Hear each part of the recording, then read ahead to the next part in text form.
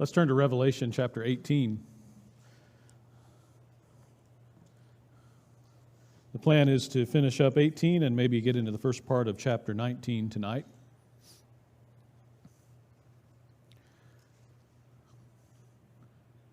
We've been in this book for a while, and we read in the first few verses, "Blessed is he who reads and hears and heeds the words of this prophecy." Blessed, which means we can understand this book, at least in large part. We can understand the themes of it. We can understand much about it. And it's a blessing to us. So let me start with this tonight. How have you been blessed by the book of Revelation? What have you learned that has been helpful for you? Why is this book important? Would be another way to say that.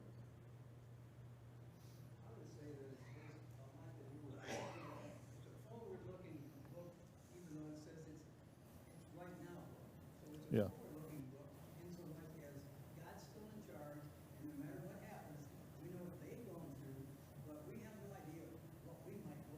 Right. Yeah, but we can see and learn from what they went through for the things that would soon take place in their lives. And as we've said again and again, the devil's playbook, probably there are things out of that he's going to use again and again. So it helps us to know what we might be facing, right? What else have you learned? What have you appreciated from this book? Steve? Yeah, that's an important point. It's symbolic language, and we need to always keep that in our mind. And again, tonight, like every other week, we'll see a lot of symbolic language. Steve? To me, it's always meant, despite what may be coming, endure and remain faithful. Yes, despite what may be coming, endure and remain faithful. Wes?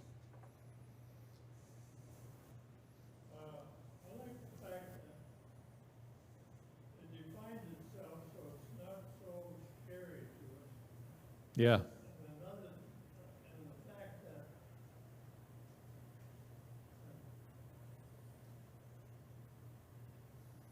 it was written for the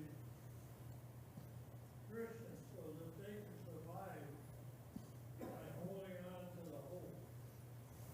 And that's the same thing we have to do. That's right. Hold on to hope. Hold on to Jesus. He is victorious. That's the message that we see very clearly. In chapter 18, last week we saw the judgment of Babylon. Now, who is Babylon? What is Babylon? Rome, yeah. How do you know it's Rome? It says so. That's the right answer. It does say so, more or less.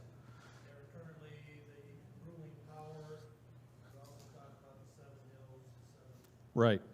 Great. That's a great summary. It says at the end of chapter 17, look at verse 18. The woman whom you saw is the great city which reigns over the kings of the earth. And you might think, well, you told me who the woman is, but we're talking about Babylon. But remember, the woman, the harlot, she has a name written on her back up in verse 5 of chapter 17. Her name is Babylon the Great, the mother of harlots. So we're saying Babylon, but we're meaning Rome. God had already dealt with Babylon centuries before. Yeah, and we also saw in verse 6 of chapter 17, this woman who is also Babylon in chapter 18, she's drunk with the blood of the saints and the blood of the witnesses of Jesus. So this is somebody who persecuted followers of Jesus. We're not talking literal Babylon, but rather Rome. Built on the city on 7 hills, ruling over the kings of the earth, as John writes. It becomes pretty clear in my view that this is Rome. So we saw in chapter 18 the judgment coming on the harlot. John says in verse 1, "After these things I saw another angel coming down from heaven, having great authority, and the earth was illumined by his glory. And he cried out with a mighty voice, saying, 'Fallen, fallen is Babylon the Great. She has become a dwelling place of demons and a prison of every unclean spirit and a prison of every unclean and hateful bird.'" Fallen, it's so sure. It hadn't happened yet, as he writes, but it's so sure that the angel proclaims, "Fallen, fallen is Babylon the Great." It's sure. Her judgment is coming. And why was God judging the harlot? You might want to scan down through the first 8 verses or so of chapter 18. What is the reason for her judgment? Reasons, plural. We just saw one in verse 2. Immorality, yeah. Sexual immorality. We see that again and again with the harlot or with Babylon. What else do you see? A home of demons. Yeah, she was a home of demons. And we talked a little bit last week about the idol worship of the emperors and other idols. You know, that's demons are behind that. That's demonic, as Paul says in 1 Corinthians 10. Wes? She glorified herself, that's right. Very prideful, glorified herself. You kind of get the sense that she thought she would never fall. That's true. Some of the emperors thought they were gods and demanded to be worshipped as gods. She's making all the nations drunk with the wine of her immorality. So very sexually immoral, but exporting that throughout the nations and corrupting the nations around her. And we asked last week, does that sound familiar to you? A powerful nation exporting sexual immorality all over the world. Should be a wake-up call to us.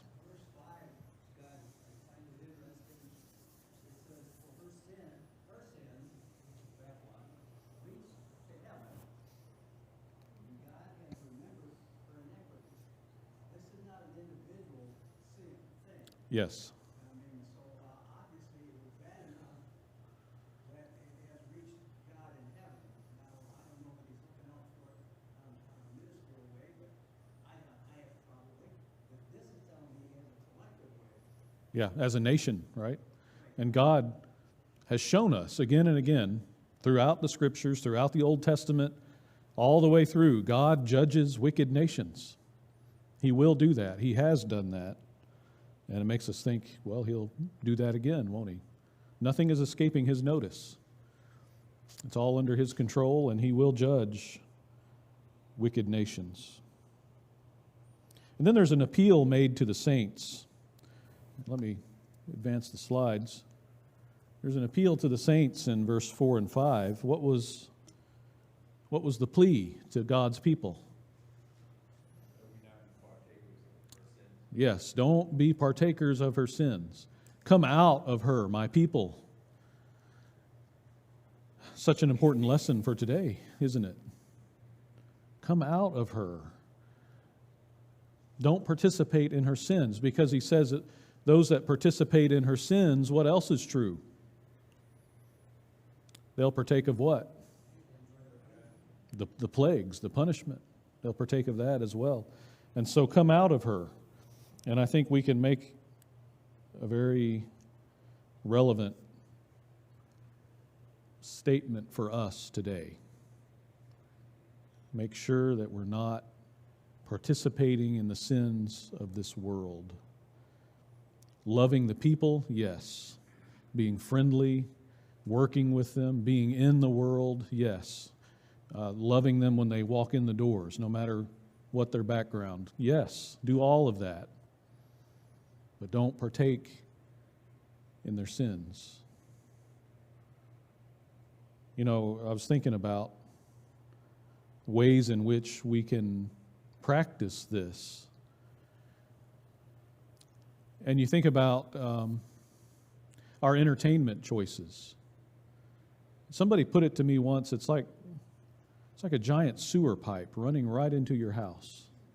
and you're just inviting it in. And it's not like, well, I have to be out in the world, I have to make a living, and I need to be out among people and being a blessing to people. But then you come home and you invite it in, just let the sewer pipe run into your house. You know, and we don't need entertainment, right? So I have to have entertainment. No, we don't. But not if it goes against what God would want for us. Don't be a partaker. Come out from her. And we looked at the encouragement of Paul in 2 Corinthians chapter 6 and 7. And I'll just read a little bit of that. It starts in 2 Corinthians 6:15. Same thing. God is calling the people and saying, you're my temple. You are a temple of God. And he says, I will dwell in them and walk among them. That's talking about the church, you and I. I will be their God, and they shall be my people. And then he says, therefore, come out from their midst and be separate. Here's the warning again. Be separate. Be holy. We need to be striving for holiness in our behavior, in our lives. He goes on and says, and do not touch what is unclean, and I will welcome you, and I will be a father to you, and you shall be sons and daughters to me, says the Lord Almighty. Therefore, having these promises, beloved, let us cleanse ourselves from all defilement of flesh and spirit, perfecting holiness in the fear of God.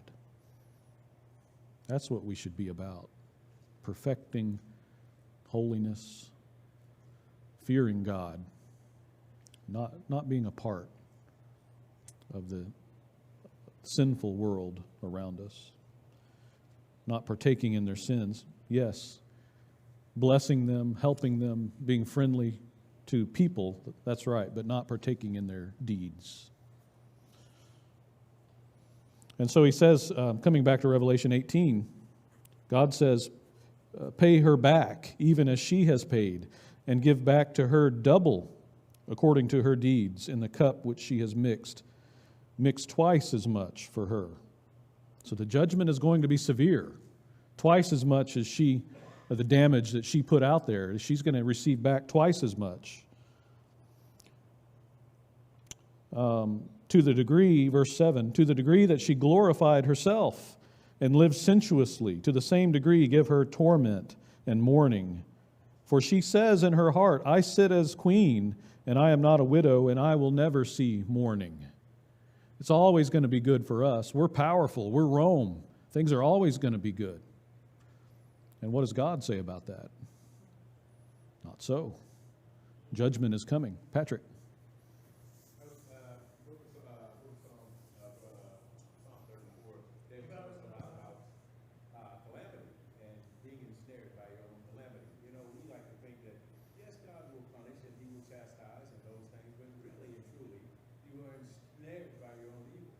That's right. The things you do, or you have to get recompense for that. Right. There's punishment for sin, right? Yeah. Yeah. We sometimes get involved in things, and then we have to pay the price for those things. Other comments, questions so far? All right, let's come down to verse 9, Revelation 18:9. We'll see the reaction of the ungodly to Rome's judgment. And the kings of the earth who committed acts of immorality and lived sensuously with her will weep and lament over her when they see the smoke of her burning, standing at a distance because of the fear of torment, saying, Woe, woe, the great city Babylon, the strong city, for in 1 hour your judgment has come. And the merchants of the earth weep and mourn over her because no one buys their cargoes anymore. Cargoes of gold and silver and precious stones and pearls and fine linen and purple and silk and scarlet and every kind of citron wood and every article of ivory and every article made from very costly wood and bronze and iron and marble and cinnamon and spice and incense and perfume and frankincense and wine and olive oil and fine flour, and wheat, and cattle, and sheep, and cargoes of horses, and chariots, and slaves, and human lives. The fruit you long for has gone from you, and all things that were luxurious and splendid have passed away from you, and men will no longer find them. The merchants of these things who became rich from her will stand at a distance because of the fear of her torment, weeping and mourning, saying, Woe, woe, the great city, she who was clothed in fine linen and purple and scarlet and adorned with gold and precious stones and pearls.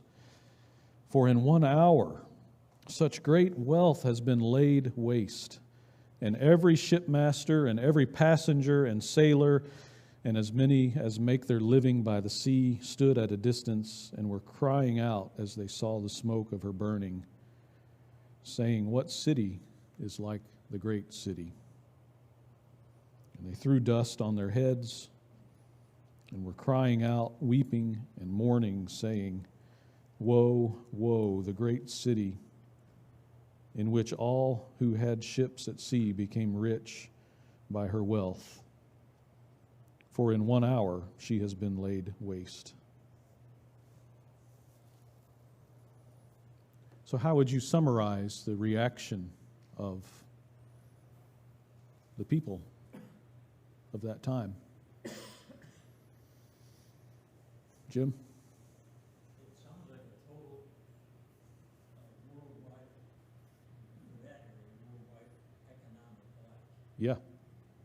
It's an economic collapse. I haven't read too many history books about that, but it's interesting to go back and do a little study on that from around 300 AD and the next great thinking ahead of it. Yeah. Probably 500,000 years before you find that level of wealth. Yes, we're going to talk a little bit about that. I'm glad you brought that up. What happened to Rome in the late 3rd century, I think is probably pretty pertinent here. Wes? You can see us, U.S., in this description. Yeah. How so? I agree, but tell us more. We have so much money, we have everything, all merchandise. And everybody wants to come here. But we have the splendor, and we, of course, we have the poor, we have the rich, but the country is really quite famously rich. Not only with man-made stuff, but with natural resources. That's right. But just like Rome came to it, and so can we. That's right. And for the same reason, Yes. don't seem to learn from history. Yeah, Wes said for those online, just as Rome came to an end, so can we. And you see a lot of similarities here with the wealth and the power. And you see similarities with people today that may think, we're so powerful, nothing ever can happen to us here in the United States. We'll go on forever. We'll never see morning. Not so, huh? Not so. We've seen the devil's playbook here, but let's talk about God's sacred book, and let's look about how he has taken down nation after nation who have turned away from him. He's very patient, and he warns and he pleads and he gives multiple opportunities, but eventually he brings nations down in his way, in his time. Well, the history books will tell you till 476 was the last emperor of Rome. But as Jim was alluding to earlier, you see a really sharp decline in the late 200s, which is not far from when these people were living. So we're saying 250 years. Maybe. Yeah, I would say that sounds about right. That sounds familiar too. Yeah. Yeah, they had some tremendously hard times come on them. It must take about that much time for people to be corrupt, so corrupt that God can't stand it anymore. You may be right. And it's not a long time in the grand scheme of things. 200-300 years. Rome went on into the 400s. 476, I think, is the official end date. But you did have what they call the crisis of the 3rd century in Rome, which would be late 200s AD. And things got really bad. You can read about this online or in a history book. And I think maybe this is part of what we're seeing here in this judgment, because it was things that were going to happen soon. We're not talking into the world or, in our time. We're talking about back then. What kind of things happened at that time? The crisis of the 3rd century. Rome had hyperinflation, which is the total devaluing of the currency. And we've seen that in modern times as well, and it's a terrible thing for a country to go through.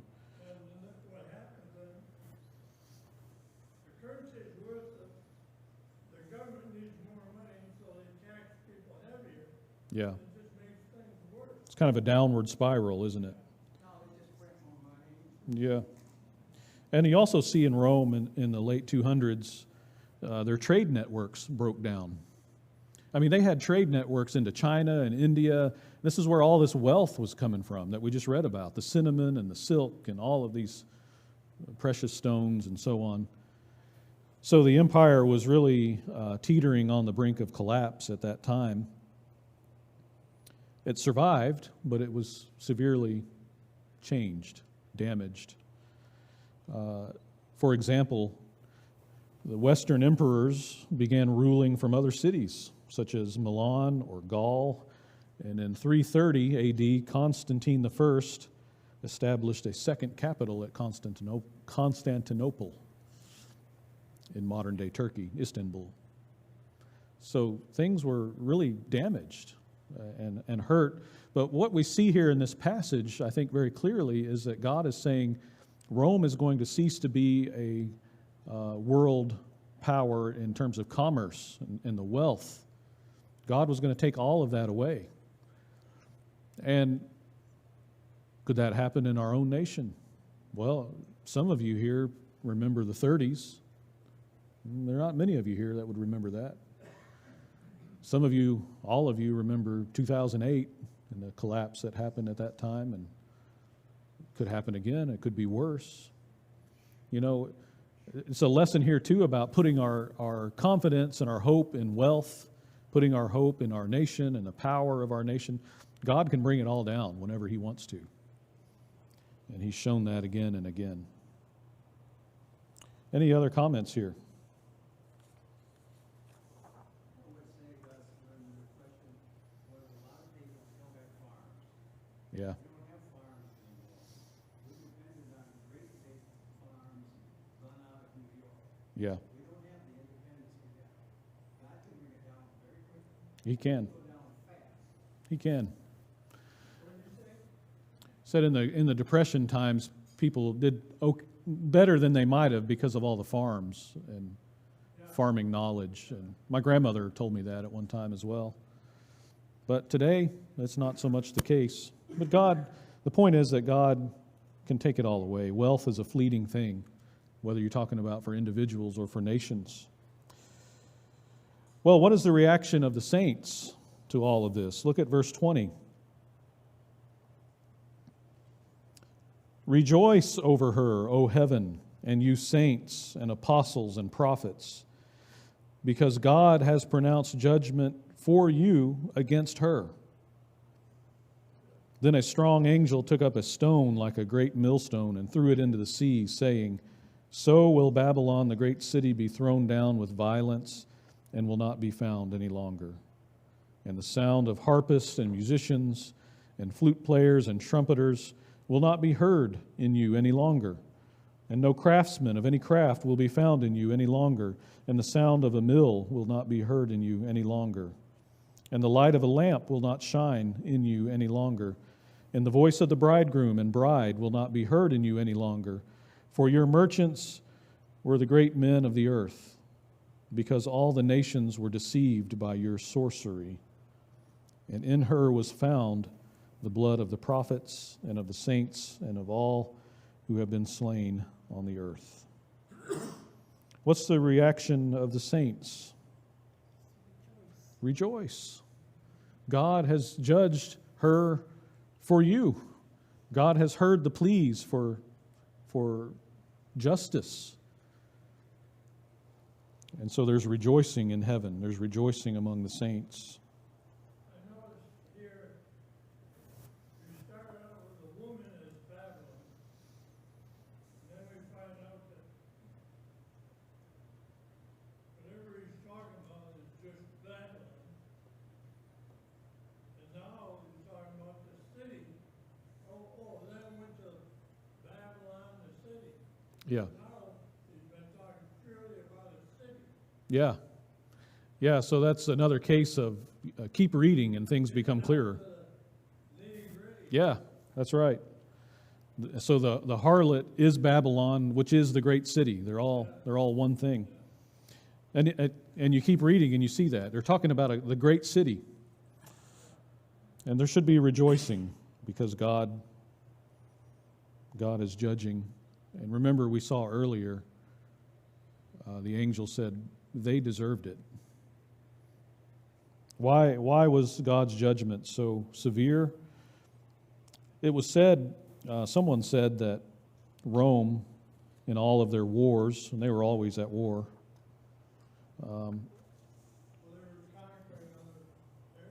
yeah, they were conquering, and then there were civil wars, and always war with Rome. They were that terrible fourth beast that had the iron teeth and was just extremely dreadful in Daniel. It's said that, let me see if I can find the number. Someone said 120 million people lost their lives over a span of time with all of the wars in the Roman Empire. And even that's horrible, but God here is really pointing out, you persecuted my people. You shed their blood. You put them to death. And so they had to pay the price for that. What does that teach you about God? He cares for us. He's just. God is going to take care of his people. He's no respecter of persons. That's right. That's right. Vengeance is mine, saith the Lord. I will repay. You know what? He is a respecter of persons.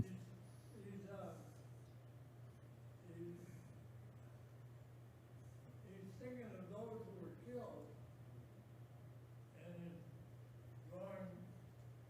are going to put punishment on Rome for doing it. So he's really saying, you've killed better people than you are. You're gone. Yeah, and I think Patrick's probably saying anyone who would kill in this way. But you do see that God is protecting his people that are marked with his name on their forehead. That's right. But judgment comes to anybody. Yes, that's right. So she murdered God's people, and so God stands up for his people. God will judge those who persecute his people. You think that's still true? Well, a lot of his people lost their lives, didn't they? But did God abandon them? No. No, not at all. Losing our lives for a Christian, that's not the end of the story. That doesn't mean God failed us. God will judge. And so we need to take this to heart and learn from this. We'll wrap it up there for this evening. You might read ahead into chapter 19. We continue the celebration, the rejoicing, with a fourfold hallelujah in chapter 19. And then we'll look at the marriage supper of the Lamb, and then we'll see Jesus riding in on his white horse to to render judgment. Thank you all for your comments. Let's pray together.